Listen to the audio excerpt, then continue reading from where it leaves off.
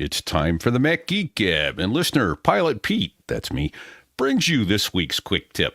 If you have an Apple Watch and it's in the always-on mode, it's muted, when you raise your arm and look at your watch as it comes to light, all you have to do is say 20 minutes, and it will automatically start a 20-minute timer for you. Or you could say 1:30 p.m., and it will set an alarm for you at 1:30 p.m. I discovered this quite by accident, but it works. Give it a shot. More quick tips like this, plus your questions answered today on the Mac Geek Gab number 1004 for Monday, October 16th, 2023.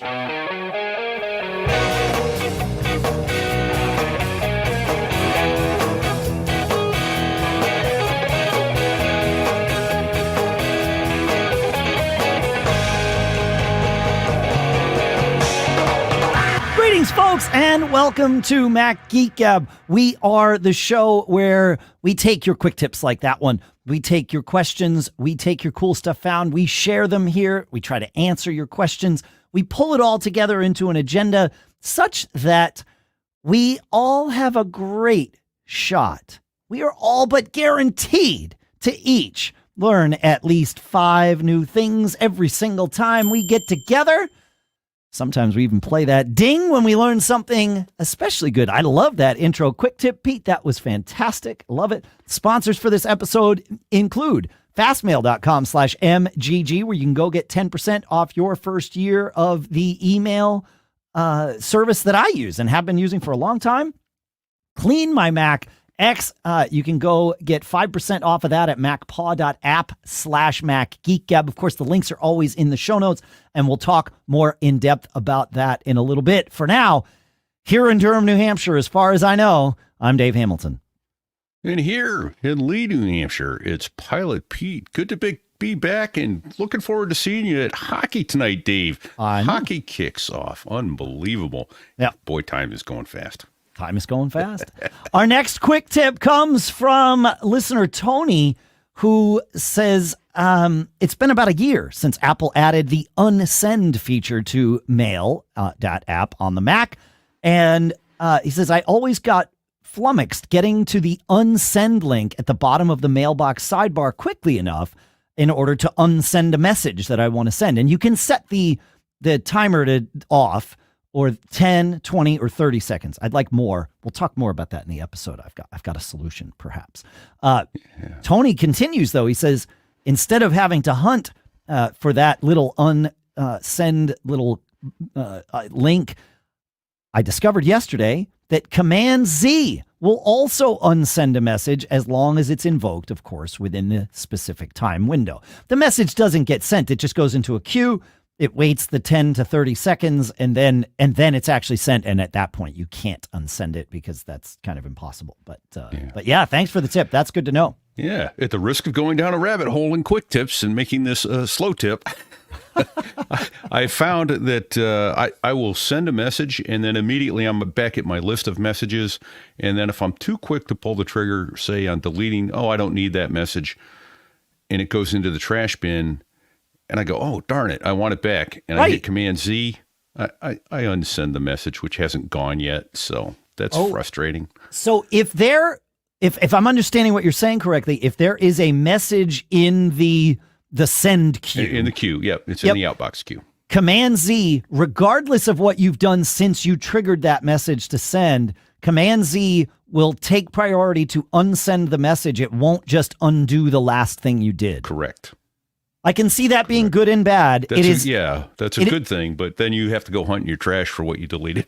Right. But I'm not convinced it's a good thing. Undo as a user, I expect undo to, at the very least, undo the very last thing, the most recent thing I did. And in many apps, and perhaps this is a bonus quick tip, if you keep undoing, it will undo in series from the most recent to the second most recent to the third most recent. I use that a lot. Frequently, I'll go back 7 or 8 iterations, undos to get there. So, that but I have found it to be very frustrating. It's like, darn it, I wanted to undelete the message, not unsend the previous message. Right. And yeah, that would be 2 clicks of Command Z. So right? with any luck, Apple, if you're listening, maybe you could make it Command U to unsend a message that works for everything. Oh. And Command Z could then take priority to the last. I don't have mail running, so I can't check this, but I think Command U marks a message as unread. But I might be wrong about that. You may be right. Command something else. I don't know. Maybe crazy. All right. How about we do another quick tip and get out of this rabbit hole? Sure. Listener Mark M says, after hearing the notes discussion in MGG 1002, made me think about my notes setup. One complaint I've had is, by default, Apple Notes names are not very graphical. To fix this, and he's talking about notes folder names, though I suppose you could do this with the names of the actual notes, too. Sure. He says, to fix this, you can add emojis to the names of your notes folders. To add the icons, you just go to iMessage, click the... he says... So he describes using iMessage to invoke the emoji browser and copy it to the clipboard and paste it there. You can also just invoke the emoji browser while typing or renaming a note with Control Command Spacebar. When you are typing text anywhere, almost anywhere, perhaps I should say, the Control Command Spacebar invokes the emoji browser from a keyboard. So, see, I have my function key set up to invoke the emoji browser, but Control Command Spacebar also very good. Yep. And to answer your question, yes, you can rename a note, because if you go look in our shared notes, we have a listener, Joe, with something later on in there, and I went next to his name, I invoked it, and I looked for coffee, and you'll see a little coffee. I see the coffee. It's synced right down to me already, Pete. Yep, absolutely. Yeah. So that is cool. Never thought of using that in names. No, it's really smart. I've already added it to a few of my notes folders because they are. I don't know. I'm with Mark. Better. It's hard to find them sometimes, and it's because I choose not to let them. The folder names are sorted manually. I think that's true for all of us because you can set the order, and which is good, but it it's funny how the eye picks up on the emojis faster than letters or words that you're looking for. But, yeah, we get blindness to these sometimes. So yeah. My friend Jeff, who works with us at Backbeat Media, we were talking about managing our email, and I mentioned to him, actually to everybody in a staff meeting, what I mentioned here on the show, I don't know, 4 or 6 weeks ago, that I've really become very bullish on signing up for email newsletters, because for a while for me, Facebook and Twitter and all of that became my way of following, I'll say brands. It could be whatever brand. It could be, and a lot of it is like bands too, like without the R. Bands that I want to follow, I want to know when they're playing. But I know, okay, I'm following on Facebook, I'm following on whatever. I'll see their posts because I've chosen to follow them. Well, the algorithms have decided that they don't want to show me those posts from brands unless the brand pays to show me those posts, right? And many other factors, but paying is one of the things that will like surface, even though I'm choosing to follow it. Like if you're following Mac Geek Gab on Facebook, you may or may not see everything that we post because Facebook gets to decide what you get to see. And so I got sick of that. And I have started signing up for newsletters, and I'm managing my news folder. I use SaneBox to put things into a news folder, and then I can manage that similar to the way that I manage spam. Well, Jeff came up with a different way of doing this. He said he created a completely separate Gmail account just for his newsletters. And so he has that linked in his mail client and stuff, so he can look at it however he wants. He could certainly look at it on the web on Gmail too. But this way, whenever he signs up for a newsletter, he uses this completely separate email account, and it serves the same purpose in that it compartmentalizes all of his newsletters into one spot, which means he is intentionally going to a spot to read the newsletters. They're not showing up just in the stream of his inbox. For me, seeing newsletters in my inbox is a waste of time. I will delete them every time because I'm not in the mind space where I want to read newsletters. I'm triaging email, right? So he's solved that problem by just having a separate email account that newsletters go to, and then he's good to go. So I like the idea, and that's why I'm sharing it. I don't know. Yeah. Okay. Well, I like that better than even my own solution to this then. But I still like my solution in the sense of this works for other things as well. Because I use it to find out if I'm getting spammed by a company. DuckDuckGo email. Yeah. You go to DuckDuckGo. Easy for me to say. DuckDuckGo.com/email. I think it's /email. Might be /. We'll link it in the show notes. We'll link it. And set up an account using your primary email address. Okay. That it will automatically forward to. And then you can generate infinite numbers of email addresses that will forward to your inbox. And at any point in time, if you're getting spammed by that company or email, you can turn that email address off, and then it just goes to the ether. It doesn't get to you anymore. Got it. So, and then my additional portion of that solution then would be for newsletters to come in and to go into a separate email box, or if you're using a Gmail, it would go to a separate tag. Oh yeah, right. Yeah, but I get what you're saying. So it gets filed for you, and then you would intentionally go to that email box to get it. But I have been using DuckDuckGo email to great success. I absolutely love being able to turn off an email addresses. Hey, sign up and get 10% off. Okay, here we go. Thanks very much. Now turn that email address off. Yeah. Don't want to hear from you over and over and over. I like that idea. That's good. Yeah. Huh. Yep. Yeah, there's a lot of ways to skin this particular cat, for lack of a more correct. Oh, now we're into animal cruelty, I see, Dave. I know. All right, I see how it is. Well, because we're having so much fun pronouncing DuckDuckGo today, Chicago Tom shares, he says, I typically browse the internet with Safari in private browsing mode. Among other things, the private windows prevent sites from tracking your browsing in other open tabs. I think that's also true in regular open tabs too, but fine.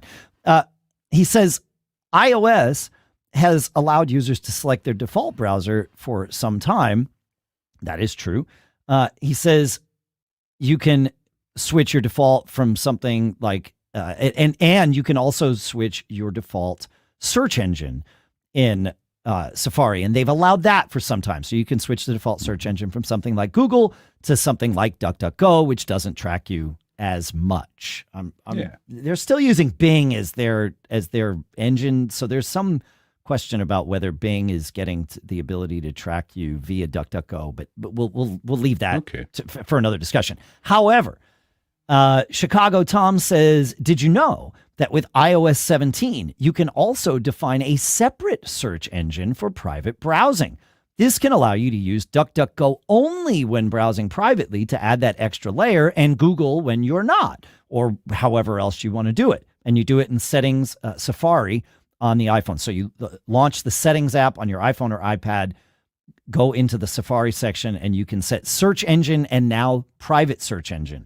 And Safari 17, not to be confused with iOS or iPadOS 17, but Safari 17 on the Mac, which comes with macOS Sonoma, but is also something you can download for prior versions of macOS and update to. Okay.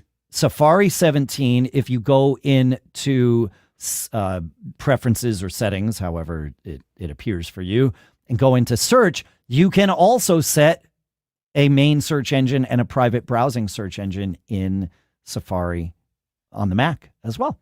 So yeah, there you go. Thanks, Chicago Tom. Good stuff. That's slick. It is slick. It is slick. Do you have anything to add to that, Pete? Before we, I haven't downloaded Safari 17 yet, but I'm about to. Oh, interesting. All right. Should I do it right now during the show? See if I can. I think that's a great idea. Yeah. Okay. See you guys next week. Okay. Thanks, Pete. Yep. Thanks for being here. Yeah. Because I may not be back once. Good luck to you. Yeah. Pensacola Craig brings us our next quick tip, and he points out that he says, I was managing, I have iCloud and Hotmail email accounts configured on my Mac, and I can see and process both of them in one place, which works very nicely for me. He says, but I rarely use my Hotmail, so I don't notice much much about the traffic in that account. But that one gets a lot of junk mail, and I've started paying more attention to that and clearing it out. What I discovered, he says, which really surprised him, is that if you right-click and choose the option for erase junk mail, so you right-click on the junk folder, you choose erase junk, it erases junk for all accounts. He says, I was clicking into the specific junk mail folder for my Hotmail account, and it erased junk on all the accounts. And the same happened right-clicking on the trash folder and choosing erase deleted items. This removed them from the trash in both my iCloud and Hotmail accounts. I did not know this. I don't know how long it's been like this, he says, but I wanted to make sure everybody knew. I treat that as a PSA. Thank you, Pensacola Craig. That's that could be a bad thing. I mean, because you haven't gone through to make sure you don't have something you want in in another folder. So. I'm surprised it doesn't pop up and like warn you. That just seems to be one of those things where I don't know. I guess enough people have not been burned by this or haven't noticed they've been burned by this, such that Apple hasn't deemed it necessary to warn people. Hey, so. Dave, I'm going to go back in time here, just ever so briefly. Yes, sir. Jim Dowson put in Facebook comment, you could use your email address, the plus sign, and a tag at domain.com to also, that's a good way to get email filters. Although if you have a human back there on the other side, they'll learn to take that tag off and sell your email address anyway. Doesn't even need to be a human. So because it's a really easy thing for a computer to parse a plus sign to the left of the @ sign. So what Jim is correct. There is an official standard. It's an RFC out there about email that says mail servers should, and most do, iCloud does, Gmail does, most of them do. If your mail, if like my mail is like, Dave@Dave.com, it's not. But if my mail is Dave@Dave.com or me@Dave.com, whatever, I could put in, if I have that account, that address, I could put in a plus sign between the email name and the @ sign. So it would be Dave plus send spam to me. Right. Exactly. It'd be Dave plus send spam here at Dave.com or I have Dave Hamilton at gmail.com. That is actually an address of mine. I can't use it for anything because so many people in the world think their email address is Dave Hamilton at gmail.com. And so that really, all it has is an autoresponder that says you didn't reach the Dave you're looking for. Because I figured I can do a public service with this. So, and it's not just one guy, like it's lots of people. So it's not like I could even say, hey man, you should have this address. No, there's too many of them. I get bank login stuff. Like it's really, nice. It's a good thing I'm a generally ethical generally human. Honest. Yeah. Yeah. Generally honest. I don't know if that's the maybe a show title. If that's the show title. Generally honest. Yeah. But I could do Dave Hamilton plus MGG at gmail.com and, sign up for the Mac Geek Gab newsletter at macgeekgab.com with that address. And then I would know that anything that came into Dave Hamilton plus MGG at gmail.com, I could filter by that and do whatever I wanted. But I would also know that if spam started coming into that address, it came from those guys at Mac Geek Gab, and maybe they're not as generally honest as they say they are, right? But we don't sell your email. But then let's say you did sell that email address to Google.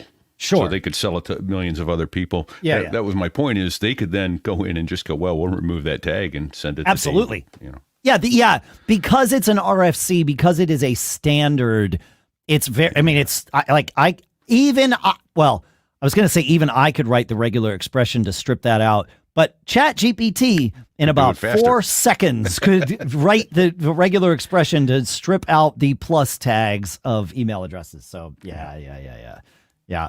I think they call it plus addressing. So okay. I will link to something about that. Yeah. Lou in Vermont shares the next quick tip here. He says, we're cruising in the Mediterranean right now, And my wife and I are on T-Mobile, and love it. Oh man, V's and B's. Love it at home, but especially when traveling internationally with free high-speed data and text and 25 cent per minute calls, no SIMs or eSIMs to deal with. He says, but I can kick myself when I forget to put my phone into airplane mode after returning to the ship at the end of a day in port. As a cruiser yourself, Dave, you know that if you're not in airplane mode, the phone will automatically connect to the ship's cell tower after it pulls out of port, running up an exorbitant phone bill. That's true if you leave roaming on, which you would because you're a T-Mobile customer and you get the included thing. So this makes sense. More than once, he says, I've forgotten to activate airplane mode and I got caught.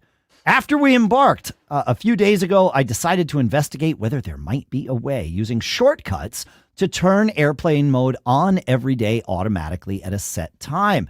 I'm not sure if you already have this shortcut working for you, but for fellow cruisers who may not, you create a shortcut. The action is, of course, set airplane mode to on, and then you run it with an automation of time of day, and you select the desired time, and you're good to go, and it will work, and that's it. It just turns airplane mode on at a certain time. You could have it turn it off at a certain time, and that should do it.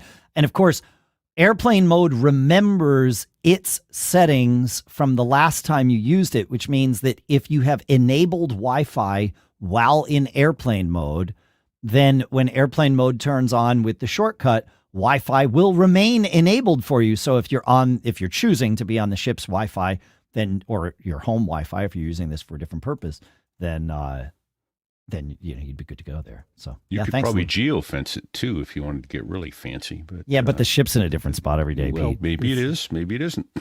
Okay, that's fair. Maybe. Sure. But yeah. Sure. So, yeah, and I remember the horror stories back in the early days of the iPhone and mail and traveling overseas. Remember, people getting thousands of dollars bills for, that stuff working in the background. Low data mode, folks. Low data mode, and keep unless you have specific reason not to, the general advice is keep your phone's main plan with data roaming turned off. Yes. And then those two things should really, that's what I do on my phone, and it really helps compartmentalize me and keep me from getting caught. Yeah. So, but for those of you that need to do it another way, lose shortcut. We've also had people use a similar shortcut if they are in a week, like if they're on a data limited plan and want to ensure that they are not using any cell data while at home, they do geofence that, right? Because they know that their phone will connect to Wi-Fi at home in general. And so they geofence it so that when they get home, it turns off, it turns on airplane mode. And when they leave home, it turns off airplane mode. So you could do that too. Like, shortcuts and automations, they're weird in that they're, their own sort of paradigm to think about, but I'm finding shortcuts handier and handier every day. So we even moved our notes creation script. We had this script that we used in AppleScript for years to take anything, a PDF or an image, and create a note that goes into our shared folder. We used it with Evernote for a long time. Earlier this year, we migrated over to Notes. AppleScript's notes support is wonky at best. Yeah. That's a good word for it. It, like, the dictionary looks clean and clear, and then you invoke it, and especially with attachments, it just gets it's adding double attachments, which literally causes notes to crash. It's crazy. I rewrote it as a shortcut, and it works flawlessly. So, think about shortcuts versus AppleScripts when you're doing things. If you're having trouble with one, try the other. I wish I had thought of that 6 months ago, because it would have saved me, I don't know, probably 30 to 40 hours of head banging with AppleScript. Yeah. I noticed that flat spot over your forehead there. Yeah. Head banging with AppleScript, man. Yeah. That might also be the title of the show. Right. One last quick tip comes from Todd, who points out an interesting thing. Have you ever been to Amazon and they have all the images, right, for the product that you're looking at on Amazon, but you want to copy that image to share in some way. And Amazon doesn't make it easy because it's all very JavaScripted, right? You pick there's maybe 5 images in the little carousel. You pick one of them, and when you float your mouse over it to copy it, it goes into like zoom mode. Well, Todd figured out the trick. He says, go to Amazon, find the product, hover over the image, choose it on the thumbnails, and then hover over the main image, right? And then he says, right-click on the image. This will bring up the contextual menu. Within the contextual menu, while the contextual menu is on the screen. So you're just bringing it up. You're not selecting anything from the contextual menu. But while that's on the screen, move your cursor over the larger image. So away from the contextual menu, right-click again and select Open Image in New tab. And it works. This is how you trick Safari into stopping the JavaScripting that it's doing to like zoom in on the image, is by right-clicking and opening up the contextual menu. Then you can right-click on the image and have it like act like Safari normally does. So quick question. Yeah, man. You got a trackpad. Right-click. Is it the 2-finger tap? I can't seem to get it to work. But I was able to do it in my office. I actually have a mouse up here in the studio, but yes, I was able to because it's the 2-finger tap. Double finger tap. Yeah, the double finger tap. Yes. Or you could control click.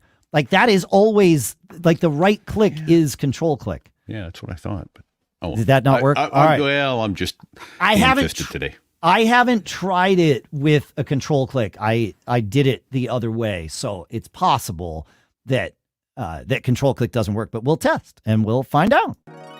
All right, look, when it comes to managing emails, we all crave simplicity, efficiency, and above all, privacy, right? I mean, in the ocean of emails we navigate daily, having a trustworthy and adept email provider is not just a want, it's a need. Well, enter our sponsor, Fastmail, right?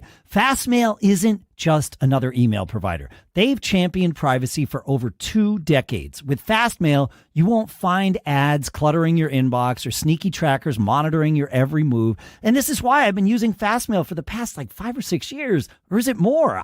Time flies when email is this good. And if you're like me and value productivity, their masked email, scheduled send, and snooze features are game changers.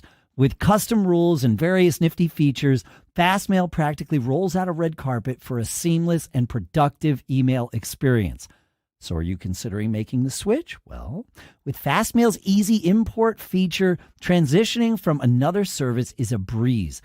I did it with Gmail overnight. I gave Fastmail a login to my Gmail account. I just logged it in, and then it just did it. It slurped it all in. It was fantastic. And then you can enjoy security like never before with masked email, protecting your logins and real email addresses. And for my fellow customization enthusiasts, you can use your domains for bespoke email addresses and tweak Fastmail's features, including folders and labels and themes, and even custom swipes to your heart's content. So, what's the email experience you wish for? With Fastmail, it's probably already a reality. To learn more about their service, visit fastmail.com/MGG to get 10% off your first year. And you can follow them on all the socials, Facebook, X, Mastodon, LinkedIn. Our thanks to Fastmail, again, at fastmail.com/MGG for sponsoring this episode. Next up is our sponsor, CleanMyMac X. Our beloved Macs are indispensable, right? We rely on them for work, education, and pretty much everything in between. But, like us, our Macs need regular checkups and a little decluttering to stay in peak performance. Well, developed by the wizards at MacPaw, CleanMyMac X is like having a personal trainer for your Mac, keeping it fit, fast, and free of unwanted junk. Now, CleanMyMac X isn't new to the game, right? With almost 15 years under its belt, it's not just an app, it's a veteran, pioneering the art and science of Mac cleaning. And it isn't just us singing its praises, though we do, and we use it often. Apple has notarized the app, and the Mac App Store team gave it a shout out with the words, "We love it." With 30 tools packed into its sleek interface, CleanMyMac X prevents malware, keeps your Mac from overheating, speeds up its performance, and unveils those hidden junk folders that are secretly hogging all your space. It's like having a Swiss Army knife for all your Mac's needs. And did I mention it recently bagged the Red Dot Award for the Best Designed Mac App of 2021? For those who like staying in the know, listen, the newly updated menu app from CleanMyMac X is your go-to.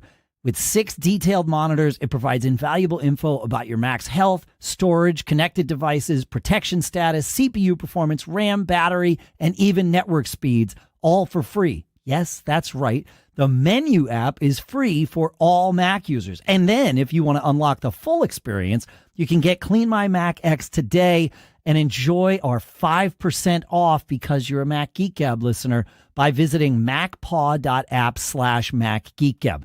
Now, that 5% off is only available for the next 2 weeks. So go now, MacPaw.app/Mac Geek Gab for 5% off. And our thanks to MacPaw and CleanMyMac X for sponsoring this episode.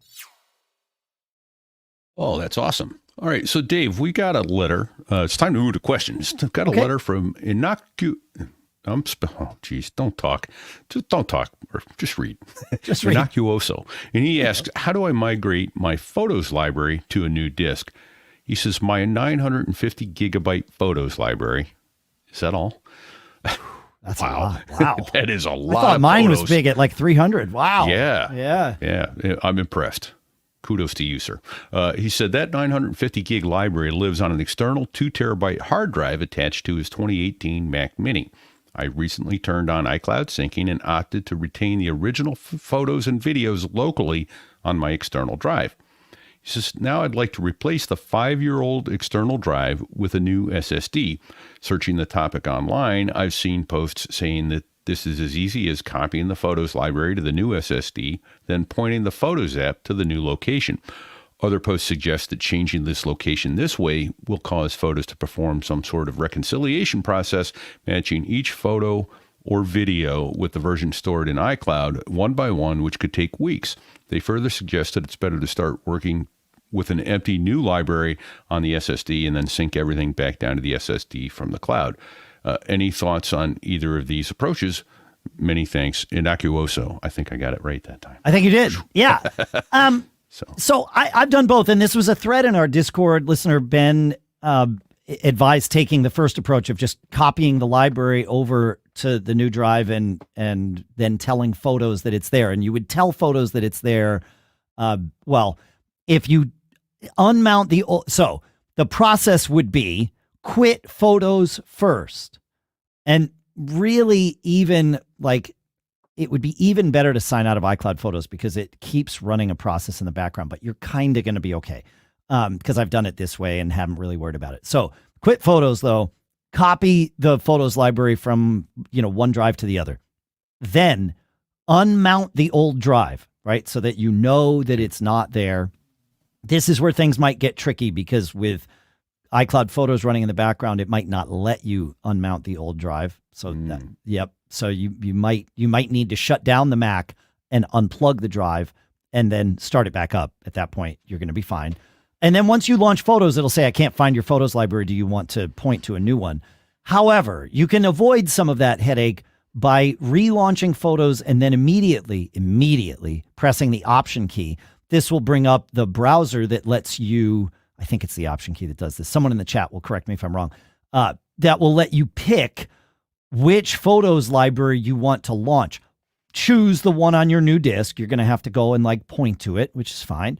Then once you've launched Photos, go into Photos settings and set the current library as the quote unquote system library. That's what will make iCloud Photos use it. So that's the path. The other path, of course, is as he said, just start a new library, which you would also do by launching Photos with the Option key down and then just say create new library and have it save a blank one on there. Then you would just log that into iCloud, set that as the system library, and have it pull everything down. I've done both of these things, and I will pick you in a second, Pete, but I just wanted to share. I've done both of these things recently. I did the latter one, not because I thought it was a better path, but because I wanted to see on Lisa's computer if pulling a fresh copy of her Photos library down from iCloud would result in a smaller library on her Mac. I have it download all photos, right? Because we want to keep a local copy of it. So all of that's there. We did that with her machine. We had it slurp down the fresh library. It was, I think she's got almost 500 gigs worth of photos. It was like 480 something. The new library was within 5 gigs of the old one. So Photos does a really good job. It either does a really good job of pruning out old things and keeping the library managed, or it does an awful job and syncs all of the cruft up to iCloud and back down again. So I don't know which it is. I'm guessing it's the former, though. So either way, doesn't matter. That's her iCloud photo library. So either one of these is fine. If you've got unlimited bandwidth and you want to potentially, deal with any cruft that's there, the latter is fine by slipping it down. But otherwise, just copy it over. You're good to go. Heat. So my question is, can you do the first method without creating incredibly difficult headaches for yourself by naming the new drive identical to the old drive? Probably not, because because the it would drives recognize it's a different. Drives have unique identifiers, right? And so I don't know. So the computer's going to use the identifier, not the drive name. It probably. Might. Yeah, but it really, this, like what we're talking about here is not an awful headache. When I have done this, the path I have taken is quit Photos, copy, right? Yeah. Do the copy, then launch Photos with the Option key down, point it to the new one, and tell the system that's the new iCloud library. Let's say that the copy takes a full day, right? If during that time I take 5 pictures with my iPhone that auto sync to the iCloud library, I don't know if they would have copied over, right? Because it depends on when the Finder copied things. Sure. Right. And so with that, but it doesn't matter because Photos will figure it out. Once I tell it that this new library is the iCloud Photos library, it is going to compare it. But I haven't seen that take a lot of time or processing power. And then it'll be like, oh, I don't have these 3 of these new 5 photos, so I'm just going to slurp them down from iCloud. All right, everything's good. Like it's just been fine. So I would take the easy button. Yeah. Yeah. My suggestion: don't do it. I think you're asking for more problems. More problems with what? Well, with trying to identically name the drive. And, don't do that. Yeah. I agree. Yeah. Yes. Yeah. I had a thing about this, and I don't know what I did to myself with it. I created a little note for myself and everything. Oh, yeah. Speaking of copying things, and this started in Monterey, believe it or not. And I was copying a bunch of data this morning in a sense like a Photos library, right? Like a big folder of gigabytes of stuff. And it was across the network even.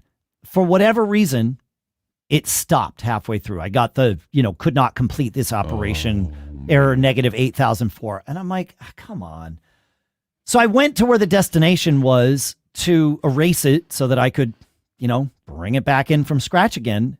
And I noticed that in the Finder, the icon for the folder that was like the half successful copy had a little arrow in a circular arrow in it. Like a clock.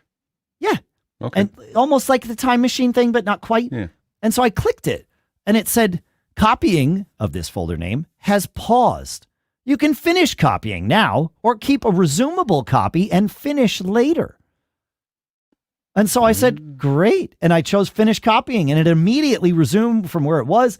I checked the contents of the folders against each other. Everything was identical when it finished. All good. I had no idea that this was there. So I would presume that I might not be the only one. Somebody at Apple figured it out. Yeah, but evidently this has been there since Monterey. Okay. So it's not new, but there's like your bonus little quick tip for today. So okay. Yeah. Let's go to Gino, shall we, Pete? We shall. Yeah, this one probably a quick question, but a good one, especially as we're We're all in the transition phase. Yeah, exactly. Gino says, I backed my 14-inch MacBook Pro up to an external drive before updating to Sonoma. He says, now I'm not sure if I am okay to back up the present data to the same drive. This is my first major update, and I could use your advice. So this is a Time Machine backup. And yes, absolutely. Time Machine will let you use the same drive across operating system upgrades, and it should just be fine. So especially since you just started this backup, I don't think there's any reason to say, well, wipe it clean anyway, or start with a different one. I wouldn't necessarily wipe it clean. The only reason you might not want to is if there's something about either Sonoma or that backup that you want to preserve in time. But otherwise, yeah, I would just back up to the same drive for sure. Yeah. So I don't know if you have any thoughts on that. Are you bringing Cruft over? That's the only question. Right. Yeah, exactly. Yeah. And I would say probably not, because you don't back up. Time Machine doesn't back up the system. The operating system. Yeah. You're just your data. Yeah. Right. So. Right. Okay. Yeah. So. Yeah. PCUnix has a really interesting, I'll share it as a public service announcement. He says, my Apple TV 4K was hooked to an LG TV. Initially, all was fine. Sometime in the last year, I started experiencing problems where the LG would not turn on when the Apple TV turned on. The fix was simple. Wait 30 seconds, then turn off the Apple TV, then turn it back on, and then the LG would turn on always. I bought a new LG TV. It does the same thing. That's interesting. I swapped in a new HDMI cable. Same thing. I know other people that have LG TVs. I'm one of them. Don't have this problem. Same setup. So he says it has to be the Apple TV box. And he said he went to the somebody else posted, Matt1 posted and said, I had similar issues. Called Apple support. They scheduled a genius appointment for me. I brought the Apple TV in, and their solution was to swap it out for a replacement Apple TV. That solved all the issues I was having. So a fascinating little tale of, So some Apple TVs don't sync properly with some LG TVs. I like that would be So there you go. If you're having this problem, try a few other things, but know that you might just need to swap out the Apple TV. Evidently, Apple knows about this. Yes, they do. And it's cheaper than a new LG TV. You're right. Right. So, yep. Next question. Yeah. Crazy Ninja Papa. Yeah. Crazy Ninja Papa says, I have a Synology DiskStation, a DS918 Plus. He says that I really only use for Plex, download station via VPN, and a home file server. We are an Apple-only house, and I'm thinking of replacing it with a Mac Mini. And any advice? So my advice is, 10,000-foot view, general advice. You'll find that most things require the same amount of effort or difficulty to set up on each. But in that you already are comfortable with the Synology operating system, right? If you're having to learn that for the first time, then there's that sort of level of difficulty. It's not hard, but it's different. You don't know what you don't know, right? Yeah, exactly. Some engines will be easier to set up on one versus the other, but in general, it's just going to balance it out. However, you will almost certainly find that your Mac Mini will be way faster than almost any disk station that you would choose to buy for your home. You might need the one thing, and I don't know that this is necessary, but just think about this. A lot of the things that we wind up running on our disk stations, especially over time, are things that aren't available as native Synology packages, and therefore we run them in Docker containers. So, but Docker can run on the Mac just fine. It's all good. And again, it will run faster than it would on your Synology DiskStation. That said, we were talking about this in the pre-show, and Tennessee Papa commented that his Mac Mini runs his channels DVR server, an AdGuard home DNS server, It does run Docker, but I want to come back to that. So we'll forget for a moment that it runs Docker. So channels DVR, AdGuard home DNS server, a WiredGuard server, Homebridge for HomeKit. Andy says it barely uses more than 2% of the CPU. And I asked how many of those engines needed to run inside a Docker container. And he said he really only has one thing running inside Docker. And it's a custom little thing that he didn't even mention here. So I'm not even going to confuse things with it. So all of those things. Plus, I know for a fact that Plex can run as a native Mac app. So all of these things can run without Docker. That's interesting to me. So if you've got an extra Mac Mini laying around, maybe. I think, yeah. And my observation on that, Dave, was that a Mac Mini may be substantially cheaper than a Synology in many drives. Explain that to me. Because you for can me, get a refurbished Mac Mini for probably about $600. And by the time you do a Synology and 4 drives or 3 drives, you're coming up on a grand. For sure. But, okay.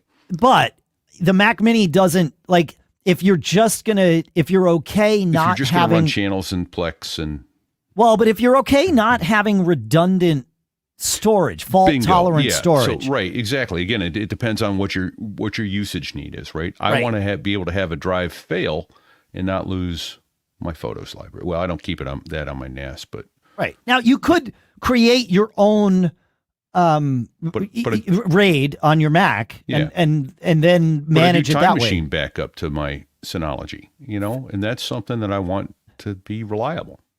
But and I'm just going to point this out, is that you have a Mac Mini and a Synology DiskStation. Well, Dave, now you're splitting hairs. But what I'm saying is yes. You have the fault tolerance because you have all those drives.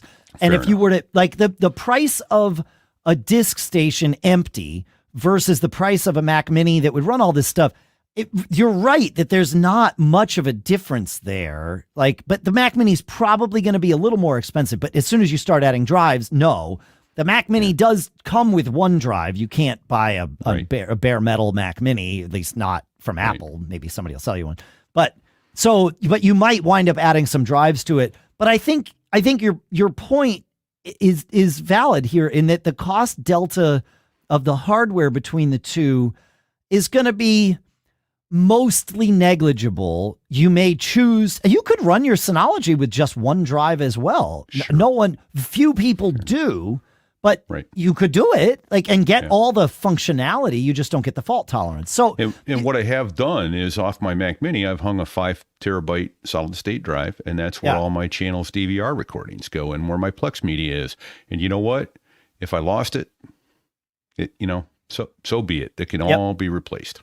That's interesting. So you're running channels off of a solid state drive and not beating up your array in your a RAID. Yeah, that's you're beating up a solid state drive, but Yeah. Huh. But it's a 5 terabyte solid state drive. I'm sure I paid less than $200 for it. And 5 terabytes? I'm 99% sure. I'll verify that. Get back to you. Pete, no, there's no way. A 5 terabyte SSD. First of all, I don't know of any of those. Hang on. Yeah. Well, I can't. I know an 8 terabyte. You can find an 8 terabyte one, but it's like $2,000 or something. No. You don't have a 5 terabyte. It may be a spindle drive, but I don't think that would make more sense. I don't think it because like a 2 terabyte external SSD is going to be somewhere. We just talked about it in the last episode. It was like, it's going to be somewhere between 100 and So yeah. But still, that's an interesting thing. I hadn't thought about that for the especially channels where it's just constantly recording and deleting and recording and deleting and recording. That's terrible for an SSD, right? It will wear out an SSD. Yes. However, for $100 for a couple of terabytes, fine. It's going to last you 5 years before you wear it out. So, yeah. Exactly. Now you've got me thinking. Because, I run for a different business that we have, I run a Bitcoin node on my DiskStation. Uh-huh. And I initially, I knew that I shouldn't do this, and I didn't think I was doing it, but I made the mistake of not pointing the Docker container for, Bitcoin D at an SSD that I have hanging off of my DiskStation. I just let it do the default, and it pointed at the main array in there. And it was like, why are these drives just crunching all the time? It was like, oh, we forgot to point it at the SSD. So we copied it over and we pointed it at the SSD, and now it's quiet and everybody's happy. But I know that it's going to beat up the SSD, but it's fine. I just, I can, like the Bitcoin network lets me sync that down again. So it's totally exactly. Fine. Yeah. So, here's a quick question then. So I'm looking at my drive. It is 5 terabyte drive. Is there a way to tell using disk utility whether it's spindle or SSD? I don't think there is. Yeah, no, disk utility in the name of, I don't want to launch disk utility on this machine. Yeah. But it's certainly, I think I've seen it in like system information. So you could look there. Okay. But yeah, you should be able, it'll know whether it's rotational or not. Yes. Yeah. Yeah. Okay. Yeah. But this isn't, I think there's a bigger conversation. Boy, have we here. gone down a rabbit hole here. Sorry. I know I like this rabbit hole in that it, like, in my brain, SSDs are these super expensive things, and they are still more expensive than spindle drives for sure. But they're like, the actual dollars difference isn't all that huge, right? Because we know you can get a USB 2 terabyte drive for like $119. We just talked about that. So like, thinking about SSDs as kind of the drives, the temp storage drives that were just like, oh yeah, well, you can wear that out. That's fine. It's small. So that's fine.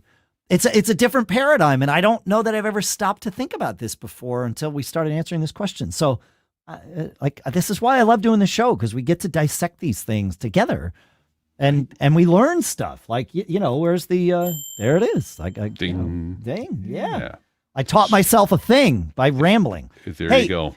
Well, Walter, I can tell you this. It's a Western Digital Easy Store 5 terabyte external drive, which tells me it's a spindle drive. That is a spindle. I was mistaken, but that's okay. Yeah. It opened up the door. Like we're here. I like it. Yeah. While we're talking about USB and Thunderbolt, Walter has an interesting anecdote to share, and we need to parse this properly. He says, back in the last episode, 1003, you talked about booting a Mac Mini. Somebody had bought a Mac Mini with the tiny SSD, and you talked about booting it from an external SSD. And that advice all sounded good. He said, except my personal experience says that this might be a path of woe. He says, I don't recommend it. He says, I attempted this for many months with lots of headaches and many calls to Apple support. We're going to share the details here, but I will say he found a way of doing this that does work reliably, but there are a couple of paths that don't. He says, with Apple Silicon, he says, it seems they fundamentally changed a few aspects with security.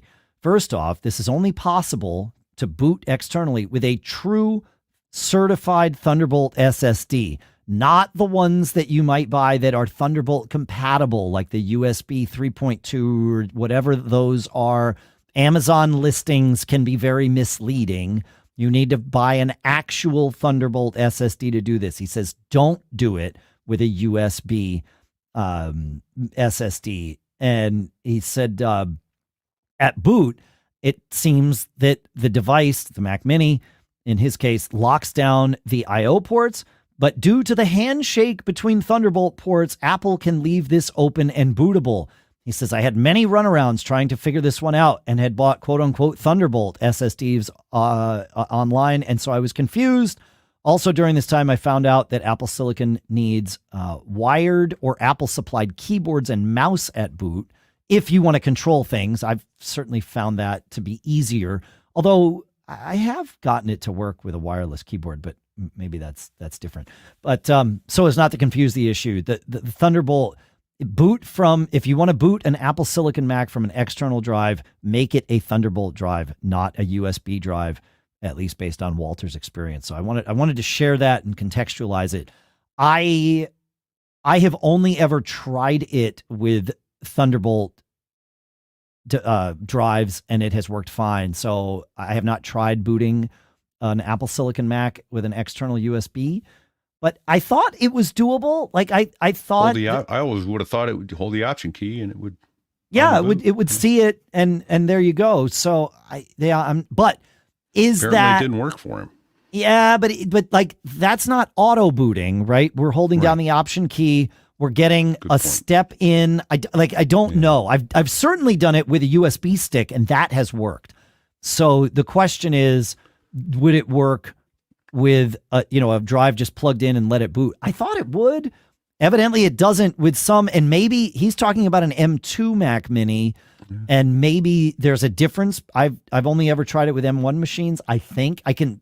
So maybe there was a difference in the security between the M1s and the M2s. I don't know. But just be aware, if you're having trouble getting it to boot and it's a USB drive, you're not alone. Other people, aka Walter, have experienced this and wanted to share it. So, but I am currently booted my Mac Studio in the studio, which is really weird. For years, the room that I'm in is the studio. And it's the podcast studio, it's the music studio, it's the studio. The previous Macs that were in here were all iMacs, so their names on my network were iMac Studio. And now you got a studio. Now I have a Mac Studio. I have a Studio Mac Studio.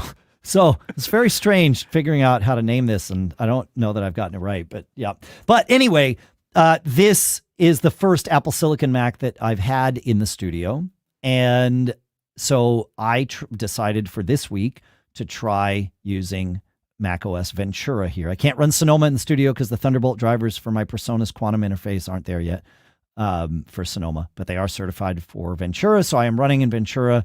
Figured I should give Ventura a shot on the Apple Silicon machine up here, see how the core audio bug works. It definitely still exists. It seems, knocking on wood, to be not quite as bad, but we'll see. I reserve the right to go back to Monterey. So, but anyway, because you like beating your head against the wall. Yeah, I do. Well, yeah. Jed has a question for us, Pilot Pete, and I swear I'm going to find it here. Our new name. He wants to know about email clients, as I recall. Yeah, our new naming system of our notes is, I'm not used to it yet, but it has some fundamental flaws that we might need to talk about. But in any event, I'm here now. He says, I have 3 different Gmail accounts and I like keeping them checked, but separate. The one difficulty, he says, is I don't use or like Apple's Mail app. Okay, that's fair. He says, I use the Gmail app on my phone. I use the web interface. He says, here's my question. I'm on 2 volunteer boards and have a separate email account for each. I could have Gmail or Apple Mail, combine the accounts with my personal work email, but I'd rather keep them a little separate to prevent me from responding or sending from the wrong email. So I could use 3 different email apps, but is that crazy? I'm curious as to your thoughts on how to manage this. So I have a lot of thoughts because I've been thinking a lot about email recently. Just last week, we did an email hangout, and I've made some changes to my life based on this conversation we've had, which I'll share in a minute. You have a lot of options here. I know you don't like Apple's Mail app, but it's important to acknowledge that Apple's Mail app could handle this for you, and it would do it very well. Apple's Mail app lets you have multiple accounts, and you can see the inboxes separately, or you can see a unified inbox. And then, of course, you could use smart folders to see a customized view of whatever you want that to be. So for that, like, you're going to be like, Apple's Mail could do this. Apple's Mail is also fantastic at replying from the address to which the message was originally sent. So the chances, because I have lived in Apple Mail like this for well over a decade, and the number of times that I have replied from the wrong address, I can count on one hand. And 100% of those are when I was like BCC'd or a mailing list and mail just couldn't tell what it came into. However, I'm using one email account and multiple aliases, whereas you're using 3 different email accounts. So for you, mail would know which address it was sent to, even on a BCC, because it came into that one account. So it will use the default address of that account, which for you is going to be the only address because you're not going to have aliases, and it's going to get it right 100% of the time. I feel confident saying that. So Apple Mail would do this, as would pretty much any other email client that supports multiple accounts. They're all really good at this particular thing. So, like, you could use multiple email clients, but I would use, if you don't like Apple Mail, fine. But my default would be to recommend Apple Mail for this. Just put all the things in there, and then you can, use it and compartmentalize it to your heart's content. If you don't like Apple Mail, or if you do like Apple Mail, but like me, Apple Mail is now in macOS Sonoma, missing lots of features that you rely on, aka support for plugins and things. What were they thinking? So, yeah, I, Pete, have moved to a new email client.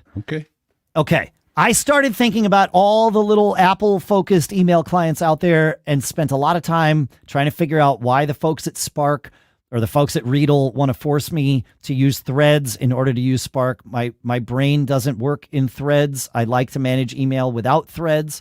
It's fine if you do like to use it with Threads, but Spark forces me to, and their support team is like, well, if you can give us an example as to why you would want to use it without Threads, then we're happy to consider making this feature change. And so I was like, well, the reason I want to use it without Threads is my brain doesn't work well that way. Like you say it's inefficient for you to use it without Threads. I say it's inefficient for me to use it with Threads. That's my reason. They have all kinds of support articles about why they think Threads are best. And so it's like, you people know this is a problem. Anyway, so I can't use that. And then thank goodness, because it made me realize that there's another mail client that I have on my Mac. And it's a mail client that I use for like anytime, mostly I've used it for anytime a staff member like leaves the company. I still want to check their email, but I don't want to integrate it with my main email, right? And this other email client, and I'm intentionally being cagey about this, lets me set up multiple profiles. So when I launch it, I can choose, let's go check Greg Snyder's email, because Greg, I bought him out of Backbeat Media. He was my partner when we started. I bought him out over a decade ago, or, I check John Donahue's email or whatever. And I can choose and see their entire account, but only their account, and switch between the profiles. Of course, you can have a profile load at default. And the email client I'm talking about is Thunderbird. It is built by the Mozilla Foundation, the same people that bring us Firefox. They've been developing Thunderbird for well over a decade, if not more. It is cross-platform. It's not going anywhere. This is my big concern with changing my email world to a new client, is I want something that I'm pretty sure is going to remain in active development. And I'm pretty sure Thunderbird is going to remain in active development. History is a good indicator of this. They just released a fairly sizable paradigm shift update back in June or something that they call Thunderbird Supernova. So it was like, wait, why don't I try Thunderbird? Will it solve all of my problems? And the answer was yes. They let me manage my email aliases with so much granularity, it's ridiculous. In fact, I don't need plugins to do all of the things that I was doing in Mail except one. But the good news is Thunderbird has great plugin support, and it's also cross-platform. So plugins that are developed for Thunderbird work in Thunderbird. It doesn't matter whether you're running it on a Mac or a Windows machine or a Linux machine. So again, lots of community support. The one plugin I run is called Send Later, because I want to be able to control when messages get sent, and I can completely. So I have moved everything to Thunderbird in the last 3 or 4 days, and I'm in it. So do you need a Thunderbolt cable for that, Dave, or is that? Sorry, I knew it. I knew it as soon as I said it. As soon as you said it, Pete's going to make me pay for this. Yeah. So I actually have, and that's good. That leans me hard into looking at Thunderbird as my replacement. So for Mail. Jedd, I would especially if you don't like Apple Mail, go to Thunderbird. Or here's one I need to play with a little bit more. It's been out for 7 years now. Yep. So it's got some stick-to-itiveness. Okay. Yeah. It comes with SetApp, and it's called Canary Mail. Okay. And Canary Mail, it looks like, I just opened it up to take a look-see at it while you were talking. It now has an AI responder built in. Right, it uses call it AI Sidekick. Uses AI to write your emails for you. Try now or later, and then it also does the read receipts and that sort of thing. I don't know the degree to which plugins may or may not work. But so I need to play with that a little bit more. But Canary Mail seems to be a fairly solid client. I don't know if it's as powerful as Thunderbird or not. Interesting. Play with that, but yeah. I'm curious to see if there is an AI plugin assistant for Thunderbird. There is. It's called AI Anywhere for Chat GPT, and it's a Thunderbird add-on. So I'm gonna have to mess with that too. Yeah. Yep. Interesting. I don't know what it does, but like this is the thing about Thunderbird. It's been around forever. So there's things about it. I remember Thunderbird dating back to my Windows days as a client. It's been around 20 plus years. I will say that it took me probably an hour or two to finally get the user interface tweaked to the way I'm used to seeing mail. It starts up in this cards view for the message list, and I'm like, nope, I want columns. And so it took me a little bit to figure out how to turn on the table view and turn off the cards view. But once I did, it was like, okay, it's fine. And that's the thing. My experience with email clients, especially third-party email clients, is that they are written for their authors first and often only. Right. And Right. and that, like my experience with the team at Riedel about Spark is very much that. They're like, well, we believe. Okay, whoa. Why? But you say that Spark is an email client for everyone. So it's great that you believe this, but if you have users that don't, well, now you're excluding quote unquote everyone. And that's okay, but you should market it that way. Like, this is an email client that works with our experience. And that was true with Eudora. That was true with Mailsmith, which I used in the past. It's kind of true of a lot of these, I'll call them indie dev shops that make email clients. They make them for themselves. The paradigm is one paradigm and it's theirs. Apple Mail is clearly built for the masses. It's missing some things, sure. And now it's missing more. And now it's missing more. Some of them will come back by way of extensions. Like, it won't surprise me if a year from now I'm back on Apple Mail, right? Okay. But for now, Thunderbird does it. But Thunderbird is built for the masses. And so it does take some customization to get it to where it's like, okay, this doesn't look garish and awful anymore. This is a functional email client for me. The folder that I copied earlier was my Thunderbird folder from my Mac downstairs. Pete's doing his best not to step on this. Is my tongue bleeding? I was copying it up to the studio so that I wouldn't have to A, re-download all the mail, but B, retweak all my settings, because your profile has everything in it, settings and all. So I just copied that up, and now it's like, oh yeah, okay, here's my mail. It's good to go. It even copied the plugin over, which I was shocked. I'm like, oh crap, it's going to freak out because my settings refer to a plugin that I haven't installed here. And it was like, wait, the plugin's already there. Oh, you're going to have to learn me how to do that. I'm going to bring my laptop over. You can learn me. Okay. Yeah, I'll happily. Yeah. Okay. Yeah. Or we can do it as like a hangout sometime and walk everybody through it together. Anybody that wants to, right? Like, if we're going to do it, we might as well do it. Or at the very least, publish, like record it and publish it on YouTube or something. We could. How about we do this? I come over and there's a way to do it, to get all the passwords out and that kind of thing. But do a screen recording of me doing it, and then publish. That's what I'm saying. Is essentially awesome. Like that. Yeah. Okay. So speaking of these sorts of things and learning, we talked about it pre-show. What do you think? Is this a good time to talk about my new toy that's coming today? It's not a toy. I want to take a quick minute. Okay. And thank everybody all of our premium subscribers who have contributed in the last week. Again, it's always at macgeekgab.com/premium. We had $10 come in from Cal in Russellvale. I'm looking down the list here. Donald in Furlong, Chris in Chorleywood, Peter in Auburn, Scott in Bourbonnais, Neil in West Hartford, Abel in Santa Rosa, James in San Antonio, and Mark in Coopersburg. And then we had $25 come in each from Kurt in Towanda, Robert in Westford, Andrew in Bellingen, Andrew in Edinburgh, Susan in Honolulu, Rob in South Huntsville, Colby in Otis, Donald in Jamaica Plain, George in Natick, and Robin in Andover. And we had a $30 contribution come in each from Sandro in Garnet Valley, and Anthony in Middleborough, and a $100 contribution from Steve in Oxnard. Thank you to all of you. You rock. And I won't even dox you today, folks. I say it every time. It is not mandatory. It is appreciated. Whatever you can do to support the show, and that includes and starts with simply listening to the show, sending in your questions to feedback@macgeekgab.com. All of that good stuff really makes a difference. Of course, if you're a premium listener, premium@macgeekgab.com is where you get to send in your questions. So thank you to all of you. Yeah. Feedback@macgeekgab.com. That's what he said. It is what I said.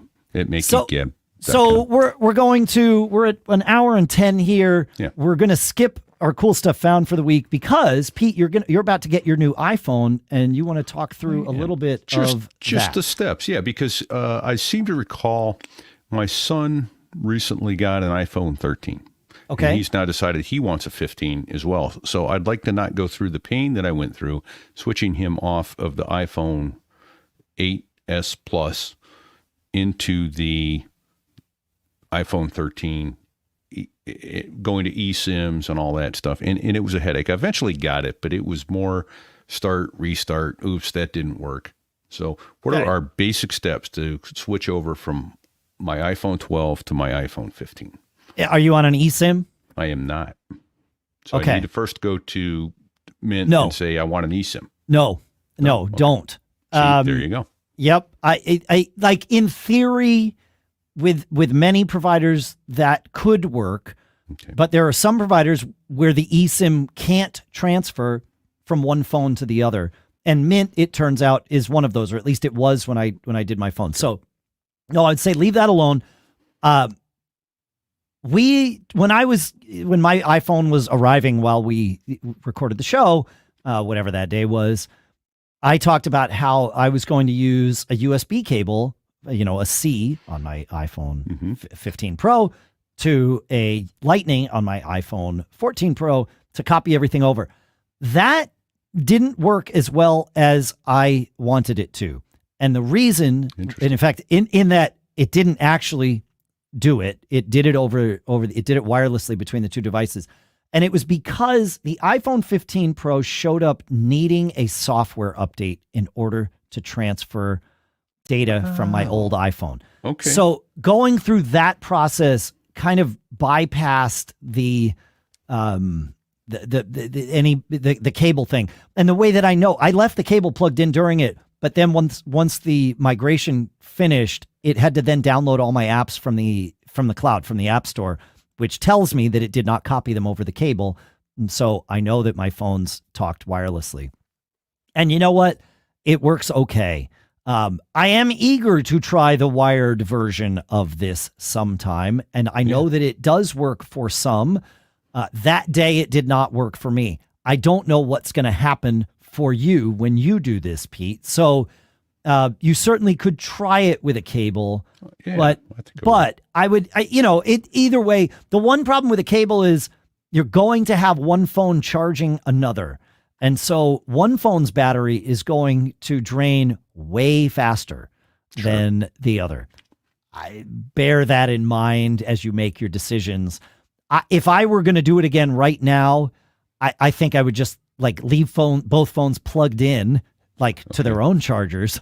Yep. And wirelessly do it. Yeah, It was fine. If you're on I like the idea of doing it over a cable, but there are too many. My advice would be do that if for some reason you're on, say, a data limited connection and you don't want to or can't afford the data to download all the apps from the cloud, right? And you want to try and get them from the other phone. That option is there, but for simplicity, the tried and true option of doing it wirelessly between the two devices is the way that I would go.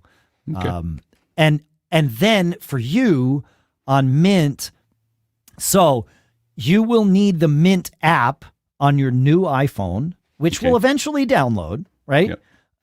In order to go, you're going to have to go into the app and say, get a new eSIM, and then it will install that eSIM on that device, and you're going to be good to go. And it will render your old SIM useless at that point in time. That's just how cell networks work. But let's say you have 100 apps. And Mint is not one of the first ones that your phone in its infinite wisdom decides to download and you have to wait. Well, you can go and while all those, you have to go find it, which is the trick because it's not downloaded. It's not you can't search for it. If you know where it is on your phone. And so this is one step that you could make your life easier. Okay. Put Mint on your home screen before you transfer over because this way you'll know where to find it. If you forget to do that, you can go to the app library and scroll alphabetically down to M and find it there. However you find it, long press on it and choose prioritize download. And then it will go and get that We've talked about sooner. that before, but exactly. Yes, great reminder. Thank you. Yep, you bet. Yeah.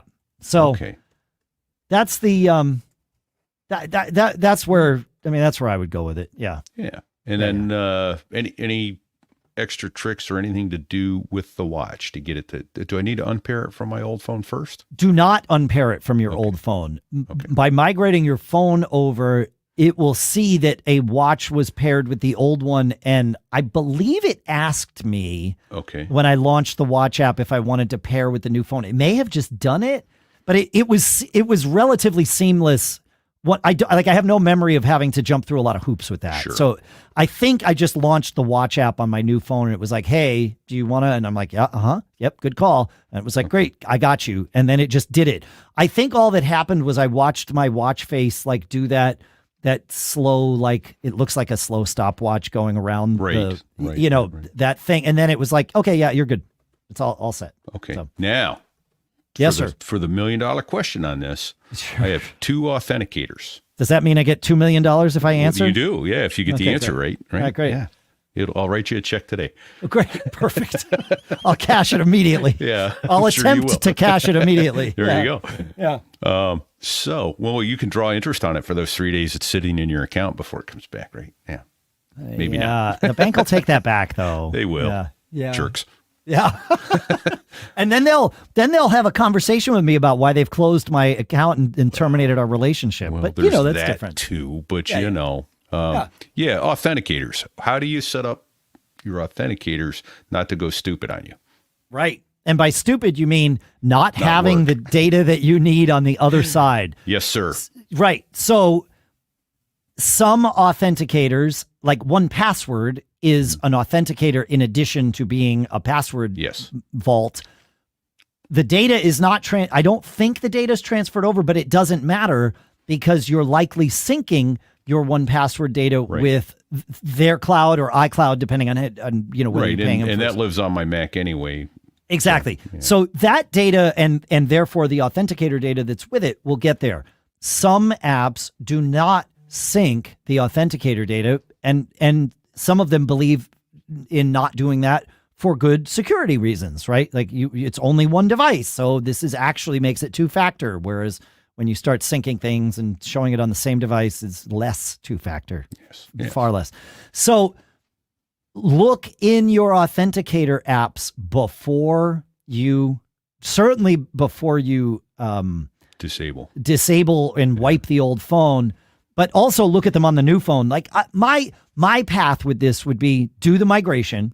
Okay. And then on the new phone, launch all of your authenticator apps and see, does it work? If so, you're done. Oh. Right? Like no reason to go through the steps if you don't have to. Right. Right. And then for the ones that don't have any data that just say, welcome, do you want to start fresh? And you have that moment of panic. Go to your old phone that you still haven't wiped and figure out if they can migrate. Some of them might have a one-time backup, you export it to a whatever, restore it on your new phone, jump through whatever the hoops are. I know Google Authenticator now lets you do that and those sorts of things. But I had one app that is for a bank account, so a corporate bank account, and we use it for wire transfers. And that would not transfer. It was like zero opportunity for it to leave that phone. So what I had to do was go and log into my bank and tell it, disable this thing. They call it a soft token because I'm using an app to do it. So disable this soft token. Now, enabled this soft token, and it does it with its process, and I enabled it on my new device, and now it's working fine over there. Gotcha. So, Okay. but just check them all before you wipe that old device, just in case you're almost certainly going to need it, so. Oh, absolutely. And the one is for work. I don't Yeah. get into my work without it. Yeah. Right. And it's- Yeah, exactly. PJ did have a question about the migration. Would Qi charging work if one phone gets low and cables are connected? It did not for me. Oh, yeah. Yeah. So, because the phone that was, I think it was my new phone, the 15 Pro, decided it was the charger, and my 14 Pro became the chargee. So my 14 Pro, was doing great. So I put the 15 on the Qi pad, and it did not help the scenario for me. Maybe it was charging Seems it, like but that may be a slower charge anyway than the cable. exactly. And also the phone was, this was iPhone 15 Pro on release day. So it had the heat issue that was solved later in 1703. So it was like super hot, and putting it on a Qi pad, like the phone might have been like, yeah, no, like I too hot to Qi charge. And also I was like, I really want to like put this thing, I want to put it in an ice bath really, but yeah. So, Awesome. but yeah, I almost ran out of battery on my 15 Pro. Wow. Doing it that way. Yeah, it got close. Like it was down to, I got it at like 70%, but I was down well below 20% when it finally finished. Like I was monitoring it like, okay, what am I going to do if this gets, like, at what point do I take drastic measures? Because at that point I didn't know that it wasn't actually using the cable. So it was like, at what point do I just pull the cable and move on? So, yeah. Yeah. Yeah, I think the Wi-Fi or the wireless. Yeah. Just Yeah. makes sense anyway. Yeah. Yeah. It'll work. It'll work. It should work. So It'll work. I'm excited to get this thing. Yeah, man. That's going to be great. So you got, which phone did you get? I got the 15 Pro Max. Oh, so you got the good cameras too. Yeah, and the I didn't splurge for the 1 terabyte storage because I'm at 300 gigs on my current 512. Yep. And I thought, well, I can. You can live there. You know what? The other thing I think I may do is thin it down. How many hundreds of apps do I have? Well, that I'm not look using? at where your storage is used. It's probably used up by Overcast or the Podcasts app or something like that. Yeah. Oh, yeah. Overcast is a lot of it. That's where, and Overcast will manage that based, like it will fill up the storage that it has, right? So Right. I hate getting rid of good shows, so like this one. Well, like this one. I know. Subscribe, folks. That is, if you are not already subscribed to the show, make sure you are subscribed. And subscribe everywhere. Subscribe to our newsletter at MacGeekGab.com so that you get the show notes in your inbox once a week. That way you have clickable links for all the things that we mentioned in the show, and it makes life really easy. You won't forget. So, yeah, go check it out. Join us on Discord for the live chat. Join us there, for sure. Check out Pete's other show, So There I Was, for aviation enthusiasts. I do 2 other shows. I do Business Brain for entrepreneurs and Gig Gab for, I stopped the music. What was I thinking? I hit the wrong button. Wrong gig.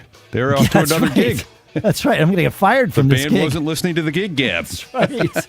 Gig Gabs for working musicians.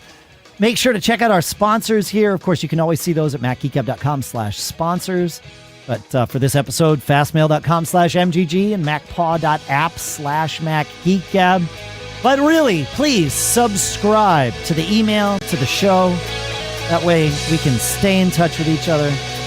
Go tell 2 friends about this show. Do it now. There you go.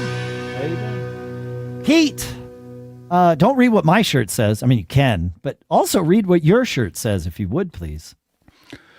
Well, you say that your packets don't get lost, which means you haven't. And I hope as I transfer over my phone that I don't lose any packets, because if I do, I'll know that I have gotten caught. And my best advice that I can give to you and everybody is don't get caught. Made on a Mac. Easy for you to say. New lips. Oh, man. Later. Bye. Bye.